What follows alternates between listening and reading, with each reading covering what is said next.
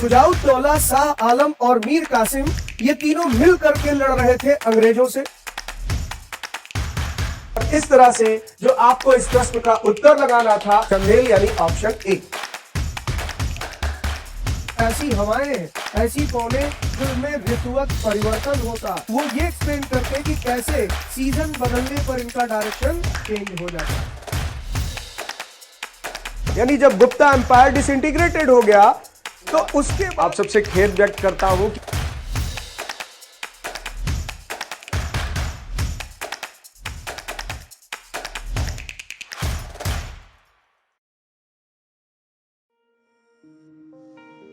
दोस्तों, आज की कहानी एक ऐसी कहानी है जिस पर मैं उन छात्रों को जरूर कहूंगा कि आप इसे देखें जो अभी सीजीएल की परीक्षा देने जा रहे हैं। 3 दिन के बाद 1 दिसंबर से आपकी सीजीएल की परीक्षा आयोजित होने जा रही है और इसी संदर्भ में मैं आपको कुछ ऐसी बातें बताने जा रहा हूं जो शायद आपके जीवन में हो सकता है कुछ बदलाव लाए, आपके पढ़ाई लिखाई के तरीके में बदलाव लाए और इसका परिणाम आपको दिखाई दे। आप सबने अगर मेरे जीएस के जो 25 दिन के सेशन अभी तक चल रहे हैं उसमें लगभग 19 दिन का सेशन हो चुका है, तो पहले दिन जब मैंने सेशन शुरू किया था सीपीओ की परीक्षा बिल्कुल शुरू भी नहीं हुई थी। लेकिन मजे की बात यह है कि सीपीओ की परीक्षा जैसे ही प्रारंभ होती है उस सेशन में डेमो वाले दिन का पहला प्रश्न ही पेपर में आपको दिखाई देता। इसका एक नमूना मैं आपके सामने रख रहा हूँ। मेरे सामने समय बहुत संक्षिप्त था, अभी अभी सीपीओ का आपने देखा उसके आंसर की आए हैं। मुझे एक बड़ी प्रसन्नता हुई कि आपके सीपीओ के पेपर में जीएस के लगभग 80 से 82 प्रश्न हूबहू आए और ये सेशन सीपीओ की परीक्षा से पहले आयोजित हुए। YouTube पर आज भी ये वीडियो अवेलेबल है और मैं उन्हीं प्रमाणों के साथ आप सबसे जुड़ने जा रहा हूं। तो चलिए बिना औपचारिकता में समय गंवाए आज के सेशन की शुरुआत करते हैं। तो बच्चों, इसकी गंभीरता समझिए, इसका परिणाम आपको परीक्षा में दिखेगा भी। भारत के संविधान के निर्माण से आप अगर पाठ्यक्रम पढ़ना शुरू करते हैं तो उसमें ये प्रश्न बहुत सहज हुआ और इसका उत्तर अब तक आपने लगा लिया होगा। क्या आंसर आप लोग इसमें टिक करेंगे? भारत के संविधान की रचना में जो समय लगा था इसमें 2 साल से अधिक समय लगा था। 2 वर्ष 11 माह और 18 दिन। ठीक है, ये समय लगा था। तो इस आधार पर आपके सामने ऑप्शन कौन सा है? B option. यानी इसका करेक्ट आंसर क्या हो जाएगा? B option. तो जिन बच्चों ने भी बी ऑप्शन पिक किया, जिन्होंने बी ऑप्शन को चुना है, स्वाभाविक है कि उनका यह प्रश्न सही हुआ। तो बक्सर का युद्ध कब लड़ा गया? 22 अक्टूबर 1764 को। और इस युद्ध में आप जानते हैं कि 2 पक्ष थे, एक तरफ भारतीय शक्तियां लड़ रही थी और एक तरफ अंग्रेज थे। तो दोनों शक्तियों के बीच में युद्ध चल रहा था। अगर यहाँ भारतीय पक्ष की बात करें तो इसमें एक शामिल था सुजाउद्दौला, ये अवध का नवाब था, और दूसरी तरफ अगर देखा जाए तो शाह आलम सेकंड शामिल थे इसमें। और इसके साथ साथ यहाँ पर अगर आप देखें तो इसमें मीर कासिम भी शामिल था। मीर कासिम जो बंगाल का पूर्व नवाब था। तो सुजाउद्दौला, शाह आलम और मीर कासिम ये तीनों मिल करके लड़ रहे थे अंग्रेजों से। तो सबसे पहले तो आप यहाँ पर ये जान लीजिए कि खजुराहो एक जगह है जो मध्य प्रदेश राज्य में है। दूसरी बात ये ध्यान रखिएगा कि ये मंदिरों को लेकर प्रसिद्ध है। मंदिरों को लेकर यानी यहाँ पर बहुत सारे टेम्पल्स बनाए गए हैं। फिर इसके साथ साथ खजुराहो में आप ये भी बात ध्यान रखिए कि ये पूर्व मध्य काल में, प्री मेडिवल एज में चंदेल राजाओं की राजधानी थी। ठीक है, तो चंदेल वंश में कई महान राजा हुए। जैसे इसमें कुछ नाम की बात करें तो इसमें आप देखेंगे विद्याधर नाम के एक राजा हुए, इसी तरीके से गंडदेव नाम के एक राजा हुए, या इसी तरीके से आप देखेंगे यहाँ पर धनदेव नाम के एक राजा हुए।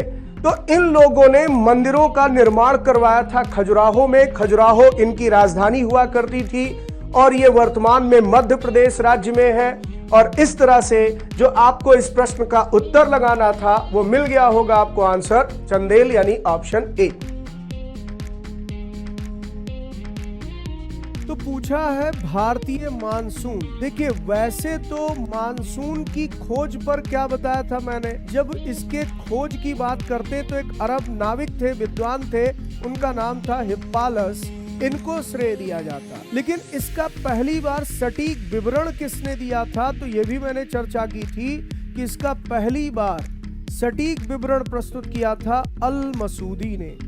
ये भी एक अरब भूगोल वेत्ता थे, अल मसूदी ने ही।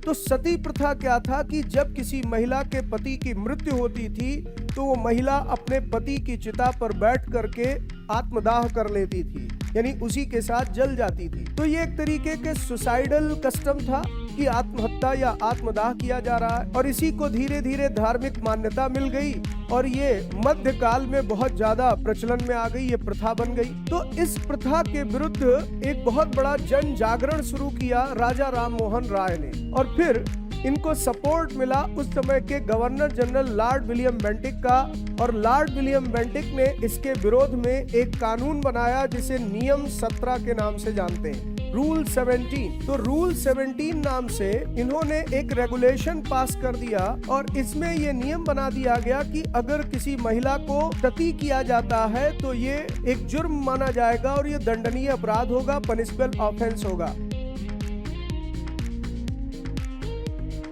देखिए, प्रश्न ये पूछा गया है कि मौसम संबंधी समस्त घटनाएं वायुमंडल के किस संस्तर में घटित होती है। तो एक तो आपने ये जाना कि जब हम पृथ्वी की सतह से ऊंचाई पर चलते हैं तो सबसे पहला मंडल आता है क्षोभ मंडल। इसमें अभी थोड़ी देर पहले आपसे मैंने क्या कहा था कि तापमान की स्थिति कैसी होती है, तो इसमें तापमान में गिरावट आती है कब? ऊंचाई के साथ। ऊंचाई पर जाने पर या हाइट इंक्रीज होने पर तापमान गिरता चला जाता है। प्रति 165 मीटर पर 1 डिग्री सेल्सियस तापमान कम हो जाता है। तो इसी कारण से आप देखेंगे कि जो पानी समुद्रों में है, जब उस पर सूर्य की किरणें पड़ती हैं, सूर्य तप आता है पृथ्वी पर, तो वो पानी गर्म होकर के भाप बनकर हवाओं में जाता है। तो अब जरा आप नोटिस करिए बच्चों, वाष्पीकरण की प्रक्रिया होगी, तो जब सनलाइट पड़ी यानी समुद्र गर्म हो गया तो वाष्पीकरण की प्रक्रिया शुरू हुई, यानी इवेपोरेशन स्टार्ट हुआ, और वाष्पीकरण से भाप बनकर जो पानी ऊपर की तरफ गया यानी वाटर वेपर, वो जब ऊंचाई पर जा रहा है तो ठंडा हो रहा है। यानी यदि knew all India services create करनी है तो ये यहां पर लोकसभा से स्टार्ट नहीं हो सकता है, पहले राज्यसभा प्रस्ताव लाएगी और उसे पारित कर दिया जाएगा, तभी यहां पर संसद का ये प्रस्ताव स्वीकार होगा। तो इस तरह से कुल मिलाकर के इसका उत्तर आपको लगाना था सी ऑप्शन। ये प्रश्न भी आपका कंप्लीट हुआ। आगे बढ़े कि हमारी पृथ्वी आज के लगभग 4.6 अरब साल पहले उत्पन्न हुई थी, लेकिन इसके बारे में अनुसंधान कैसे किया जाता है, रिसर्च कैसे किया जाता है, तो कार्बन डेटिंग भी इसमें एक सहारा हो सकता है। जैसे डायनासोर जैसे जो जीव पृथ्वी पर कभी मौजूद थे, उनके जो अवशेष पाए गए, फॉसिल्स पाए गए, अगर कोई भी उनके अवशेष या उस तरह का कोई जीव जंतु जो बहुत प्राचीन काल में था उसके अवशेष पाए गए, तो ऐसे में उनकी कार्बन डेटिंग हो सकती है, क्योंकि जीवधारियों में कार्बन के अंश होते हैं, जीवाश्मों में, फॉसिल्स में, और जब उनकी मृत्यु हो जाती है तो उनमें कार्बन का क्षय होने लगता है, जिसकी एक निश्चित दर होती है। तो कार्बन डेटिंग से पता लगाते हैं कि ये कितना पुराना अवशेष है। ऐसे ही यहाँ यूरेनियम डेटिंग भी होती है, जर्मेनियम डेटिंग भी होती है, यानी हम इस तरह से कह सकते हैं कि ये सभी हमें पृथ्वी के आयु निर्धारण में मदद करते हैं। तो यहाँ से आपसे जो प्रश्न पूछा गया, कौन सी विधि का प्रयोग करते हैं, ऑप्शन डी आपको आंसर लगाना था। चलिए आगे बढ़ते हैं। तो कार्बन डेटिंग केवल आंसर नहीं होगा, बल्कि आंसर हो जाएगा ऑल ऑफ द अबव। अगले, अब जब ये आरोप लग गया तो कुप्रशासन के आरोप पर, कुप्रशासन का मतलब बैड गवर्नेंस का चार्ज लगा। बैड गवर्नेंस के चार्ज पर, कुप्रशासन के आरोप पर लॉर्ड डलहौजी ने अवध का ब्रिटिश साम्राज्य में विलय कर दिया। इसे कहते हैं accession of Awadh in British Empire. और ये कब की बात है? 1856 में। किस रिपोर्ट के आधार पर? जेम्स आउट्रम की रिपोर्ट के आधार पर। और जेम्स आउट्रम की रिपोर्ट 1854 में आई, जिसके बेस पर यह चार्ज लगाया गया और डलहौजी ने इस तरह से 1856 में अवध का विलय कर दिया ब्रिटिश साम्राज्य में। सरदार स्वर्ण सिंह समिति की रिकमेंडेशन पर 42वां संविधान संशोधन हुआ था। 42nd कॉन्स्टिट्यूशनल अमेंडमेंट हुआ था। और कब हुआ था? 1976 में। और इस अमेंडमेंट से संविधान में एक नया भाग जोड़ा गया था, भाग 4 का या 4A। और इसी भाग 4 का में एक नया अनुच्छेद जोड़ा गया था, आर्टिकल 51A या 51 का। और इसी में 10 मौलिक कर्तव्य जोड़े गए थे। बाद में 2002 में जब 86वें संशोधन से शिक्षा का अधिकार बना, तो एक मौलिक कर्तव्य इसमें और जोड़ दिया गया और कुल 11 मौलिक कर्तव्य आज हमारे संविधान में दिए हैं। अकबर के शासनकाल के दौरान मुगल साम्राज्य का वित्त मंत्री अगर ये गलत करके आए तो बताइए मैं क्या करूं? अभी थोड़ी देर पहले मैं जिक्र कर रहा था इसके बारे में, क्या बताया था? तो आप गलत नहीं करेंगे, इस बात का पूरा भरोसा है। टोडरमल इन्हीं को राजस्व मंत्री बनाया था और भू राजस्व का प्रबंध करने की जिम्मेदारी इन्हें ही दी गई थी। इसका भी एक कारण जानिए, क्योंकि यहां से एक बहुत बड़ा निर्णय आया। वो निर्णय यह था कि भारत में फ्रांसीसी शक्ति का अंत हो गया था। भारत में फ्रेंच पावर, फ्रांसीसी शक्ति का अंत हो गया। इसी युद्ध के परिणाम स्वरूप, चूंकि इसमें फ्रांसीसियों की हार हुई थी, इसी से भारत में फ्रांसीसी शक्ति का समापन हुआ। यानी अब यह तय हो चुका था कि हिंदुस्तान के व्यापार में फ्रांसीसियों का नाम मात्र का रोल है, पूरी भूमिका अंग्रेजों के हाथ में। तो यहां पर बच्चों आप नोटिस करिए, लिखा है मूल संविधान में शिक्षा के अधिकार, जिसमें मुफ्त शिक्षा की बात की गई 6 से 14 साल के बच्चों के लिए प्रावधान नहीं था। और इसे 2002 में 86वें संशोधन से मौलिक अधिकार में शामिल किया गया। और मैं जानता था आप सब के सब गलत उत्तर लगाएंगे, एक भी सही उत्तर अभी तक नहीं आया। ठीक है, सही उत्तर क्यों नहीं आया? क्योंकि आप मान बैठे ये लाइन सही लिखी है कि ये प्रावधान नहीं था मूल संविधान में। बच्चों यही तो आप नहीं जान सके, मूल संविधान में शिक्षा का अधिकार था। अब आप कहेंगे सर ये क्या कह रहे हैं, ये तो जोड़ा गया बाद में। बिल्कुल जोड़ा गया, मैं मानता हूं, लेकिन मूल संविधान में अधिकार directive principle of state policy में था अंडर आर्टिकल 45। लेकिन जो गुलाम वंश के शासक हुए, सुल्तान हुए, जैसे कुतुबुद्दीन ऐबक, जैसे इल्तुतमिश, जैसे बलबन, ये तीनों गुलाम थे और यही तीनों इस वंश में सबसे महत्वपूर्ण थे। लेकिन ये तीनों जन्मजात गुलाम नहीं थे, यानी इनके माता पिता गुलाम नहीं थे।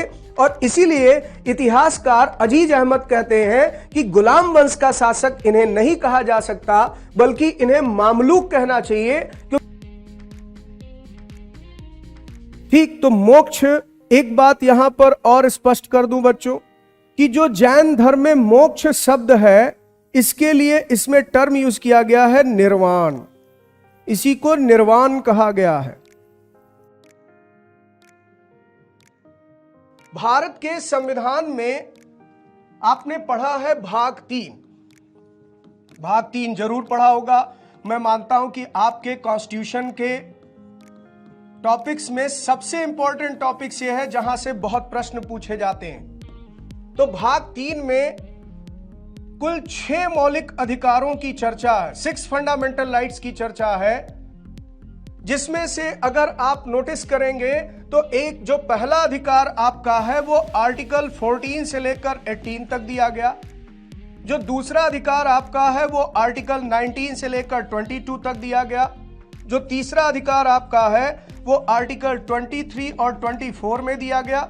जो चौथा अधिकार आपका है वो आर्टिकल 25 से 28 में दिया गया। जो पांचवा अधिकार आपका है वो आर्टिकल 29 और 30 में दिया गया, और जो छठा मौलिक अधिकार है वो आर्टिकल 32 में दिया गया। मैंने कोशिश की है कि 6 के 6 मौलिक अधिकारों पर प्रश्न बनाऊं। और फिर आप देखेंगे इसी विभाजन के विरोध में 7 अगस्त 1905 को कलकत्ता के टाउन हॉल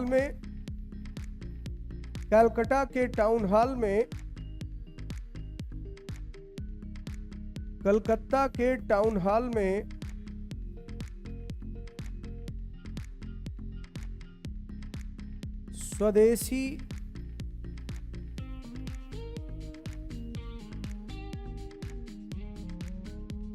स्वदेशी आंदोलन का प्रस्ताव पारित हुआ।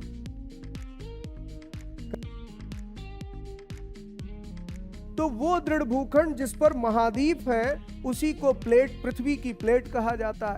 और इस क्रम में आप पाएंगे कि हमारा जो पूरा भूमंडल है उसमें 7 प्लेटों में विभाजन है इसका। तो आंसर यहां पर बच्चों आपको बी ऑप्शन चुनना था, यानी स्थल मंडल की 7 बड़ी प्लेटें हैं, ये मेजर प्लेट्स हैं।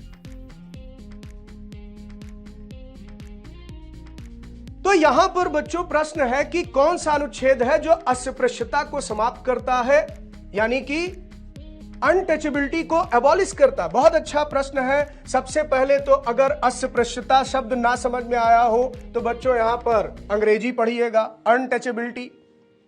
तो आप सब जानते हैं छुआछूत एक अपराध है। एक आर्टिकल है जो कहता untouchable practices shall be punishable offence, यानी अस्पृश्यता का अपराध दंडनीय माना जाएगा। तो यहां पर आप पाएंगे कि एक आर्टिकल है जो इसे मेंशन करता है, और आप में से ज्यादातर बच्चों के उत्तर मैं पढ़ रहा हूं बिल्कुल सही लगा रहे हैं, आर्टिकल 17 ऑप्शन सी। तो आप देखेंगे 1799 में लॉर्ड वेलेस्ली ने सहायक संधि प्रणाली शुरू की थी। हाँ, इसमें यह भी जान लीजिए कि सबसे पहले सहायक संधि पर हस्ताक्षर करने वाला राज्य हैदराबाद था। हैदराबाद के निजाम ने इस पर हस्ताक्षर कर दिए। देखिए, ब्रिटिश को राजनीतिक शक्ति किसके बाद प्राप्त हुई, इस प्रश्न में 2 चीजें आपको स्पष्ट कर दूं बच्चों। देखिए, प्लासी के युद्ध से अंग्रेजों को दीवानी का अधिकार मिला था, लेकिन साथ में बंगाल में राजनीतिक दखल अंदाजी या राजनीतिक सत्ता भी इनके हाथ में आई थी। तो मैं तो कहूंगा कि आप इस प्रश्न